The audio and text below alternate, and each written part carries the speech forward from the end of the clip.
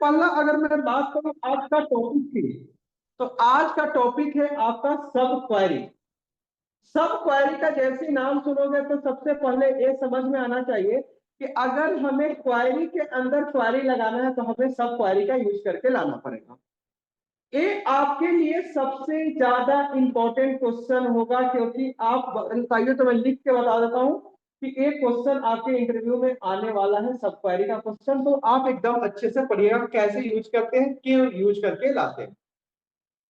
सबसे पहले अगर आपको समझना है तो हम अपने एसक्यूएल सर्वर को ओपन करते हैं। ओपन करने के लिए क्या लिखेंगे, सीएमडी टाइप करिए, कमांड चलाइए, क्या MySQL dash user dash root dash password. Password मैंने डाला। अब उसके बाद डेटाबेस सिलेक्ट कर लीजिए, जिस कौन सी डेटाबेस में काम करना है। मैंने सिलेक्ट कर लिया यूज डेमो। उसके बाद मेरे पास कोई टेबल है, सो टेबल्स ईएमपी का टेबल है। मैंने लिखा क्या, सिलेक्ट स्टार फ्रॉम ईएमपी, ये टेबल है।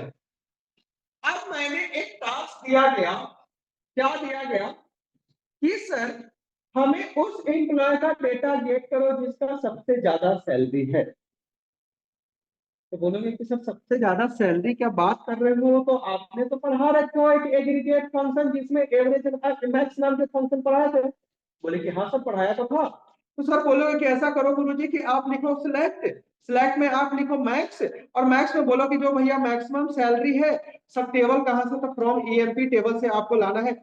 जैसे इंटर किया तो पता चला कि 8,50,000 वाला सबसे ज्यादा सैलरी वाला एम्प्लॉय था।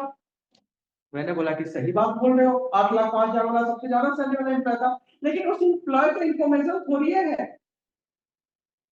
तो उसका नाम क्या है, ये क्या है, कहाँ का रहने वाला है, सारे तो इंफॉर्मेशन आपके पास नहीं है।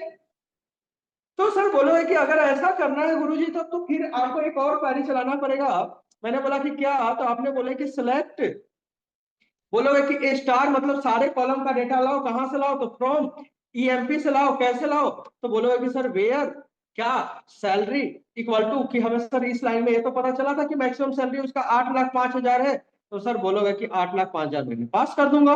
मैं बोला कि बहुत बढ़िया, कॉमा लगा के इंटर किया तो आपको आ गया कि सर वो आईडी नंबर 3 जो सोनू सिंह के नाम से बंदा था, 24 साल का एज था, 8,05,000 सैलरी दे रहा था, दिल्ली का बंदा था। आपके पास डेटा ए आया।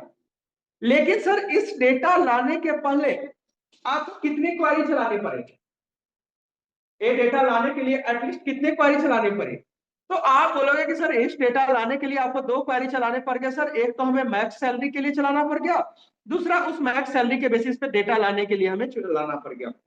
बोलोगे कि सर यहां तक तो कोई दिक्कत नहीं होगा। तो फिर आप पूछोगे ना कि गुरुजी एक तरीका बताओ, क्या ये दोनों क्वेरी को एक साथ यूज कर सकते हैं क्या। मैंने बोला कि क्यों नहीं कर सकते हो। तो बोलोगे कि कैसे करोगे, तो मैंने बोला कि सर आप सबसे पहले सारे कॉलम का डेटा चाहिए तो पहले तो लिखो भाई सेलेक्ट, क्या सारे कॉलम का डेटा चाहिए तो स्टार लगाओ। फिर बोलोगे कि क्या फ्रॉम, कहां से डेटा लाओ, ईएमपी से लाओ। कैसे लाओ, तो मैंने बोला कि वेयर, वेयर कैसे, बोलोगे कि सर सैलरी क्या इक्वल टू। अब यहां पे तो सर हम 8,05,000 पता था तो हमने दे दिया। लेकिन अगर आपको नहीं पता है तो सर ये मैक्सिमम सैलरी कौन ला रहा था, ये वाला क्वेरी ला रहा था क्या। तो ऐसा कर लेते हैं, एक ब्रैकेट के अंदर यही वाला क्वेरी लिख देते हैं, क्या कि सर जिसका सेलेक्ट हो जाए, क्या हो जाए, मैक्स हो जाए, क्या मैक्स हो जाए, सैलरी हो जाए, कहां से हो जाए, तो फ्रॉम ईएमपी से हो जाए। मैं बोला कि बहुत बढ़िया, इंटर किया, आपके पास डेटा आ गया क्या। लेकिन एक क्वेरी में आपने कितना क्वेरी चलाया, 2 क्वेरी चलाया। मतलब आपने सर क्वेरी के अंदर क्वेरी लगाया, that is the part of the sub query.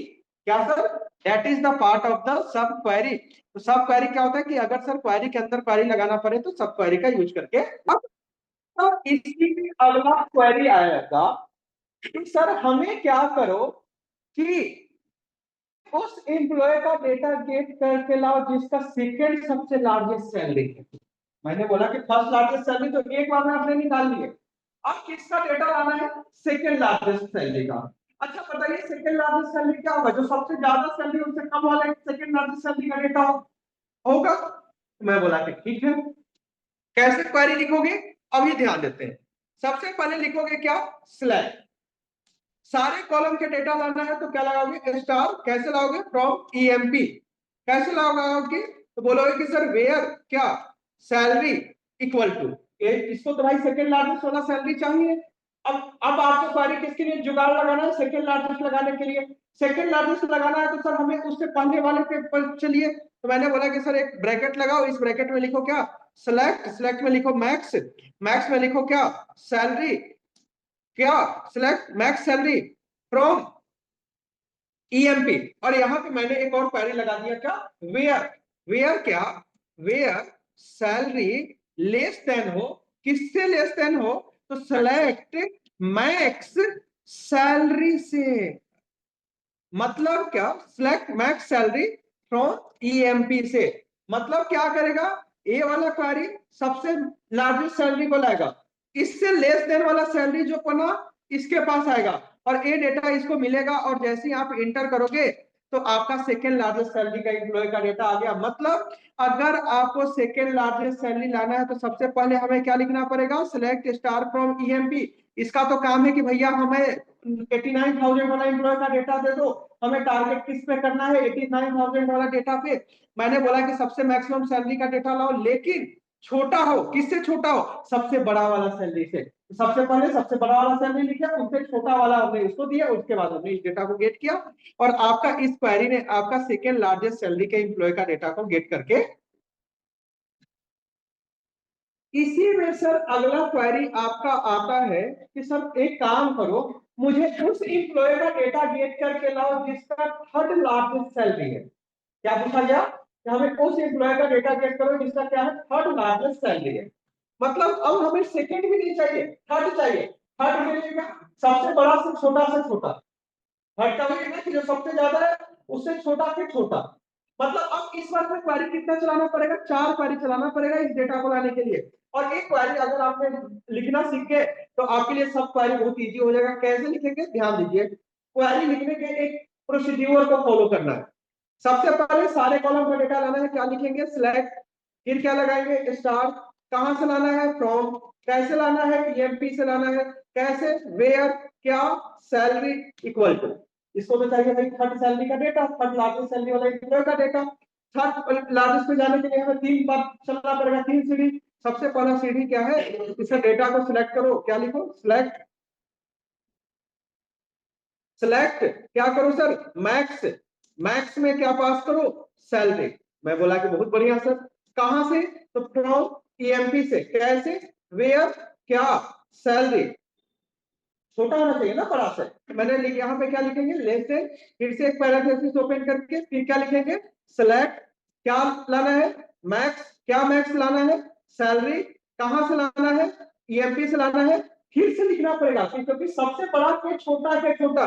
मतलब अब फिर से हमें लिखना पड़ेगा क्या सर, यहाँ पे जाने के बाद फ्रॉम ईएमपी क्या, वेयर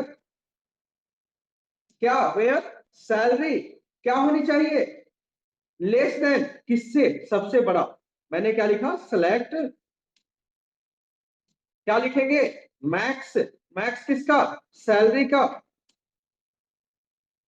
कहां से, तो फ्रॉम ईएमपी से। मैंने एक क्वेरी लिखा, इंटर किया, जो थर्ड लार्जेस्ट सैलरी था उसका डेटा आ गया। तो यहाँ पे देखो आपने कितना क्वेरी लगाए, इसका काम सबसे बड़ा के सैलरी, इसका काम उससे छोटा सैलरी, इसका काम उससे छोटा सैलरी, और इसका काम सारे डेटा का लाना। मतलब आपने एक क्वेरी के अंदर कितना क्वेरी चला दिया, 4 क्वेरी चला दिया, और जिससे कि आपने थर्ड लार्जेस्ट सैलरी को यूज कर लिया। तो that is the part of the sub query की, query within query, that is the known as sub query. I hope right now you have getting about. आपको जब मैंने first सबसे highest salary का employ का data लाना था तो हमने क्या लगाया था, आपको सब क्वेरी लगाया था। तो बोलोगे कि सर सब क्वेरी जैसा लंबा कॉन्सेप्ट क्यों लगाते हो, डायरेक्ट एक क्वेरी लगाओ ना। क्या लगाओ कि सर यहाँ पे लिखो सिलेक्ट मैक्स। मैक्स किसका निकालना है सर, सैलरी का। कहां से, तो फ्रॉम ईएमपी से। वेयर क्या, वेयर नहीं, मैक्स भी लगाने की क्या जरूरी है, डायरेक्ट लगा दो। Select star from EMP, order by क्या लगा दो, ऑर्डर। ऑर्डर बाय पढ़ाया ना, सेंडिंग और डिसेंडिंग। ऑर्डर बाय क्या पास करो, सैलरी।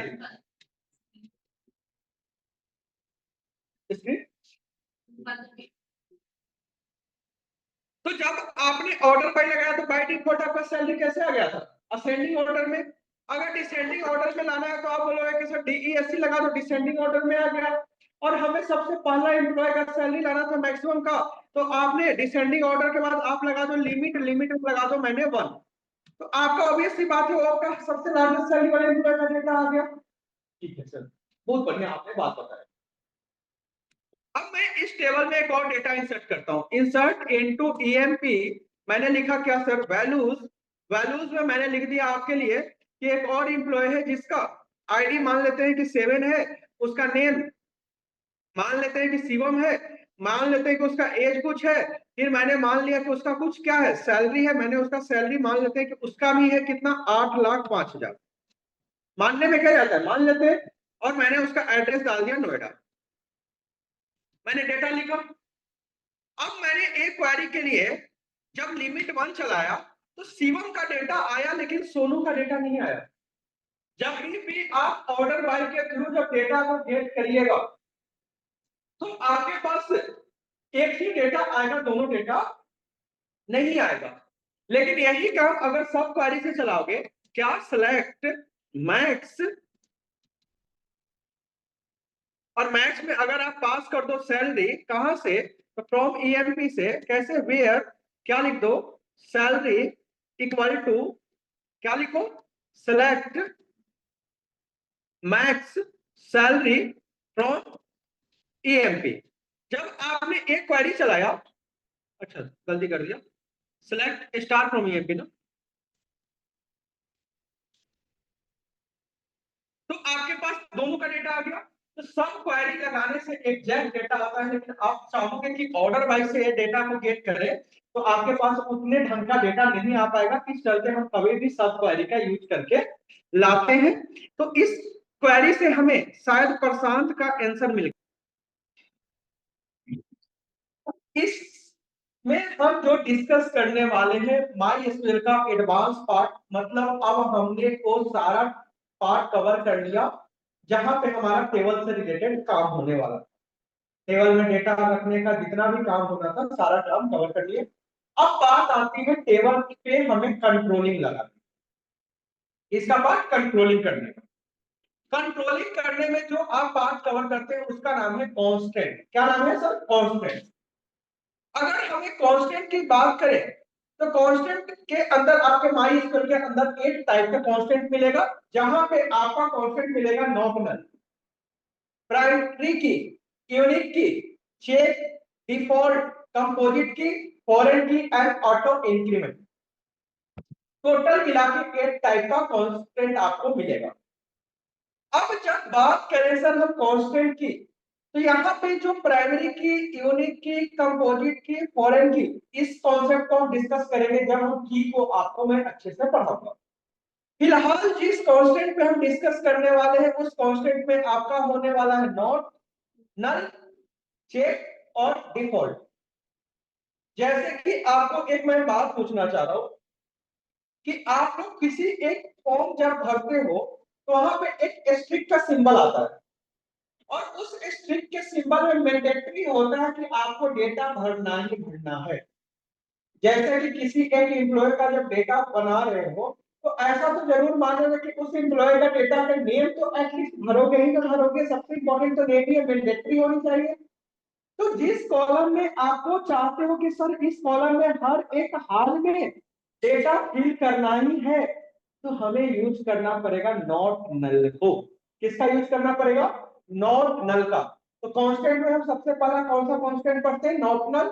नॉट नल क्या करता है? जिस कॉलम में आप नॉट नल लगा दोगे उस कॉलम में मैंडेटरी है कि डेटा फिल करना ही पड़ेगा। नॉट नल में कोई दिक्कत तो नहीं।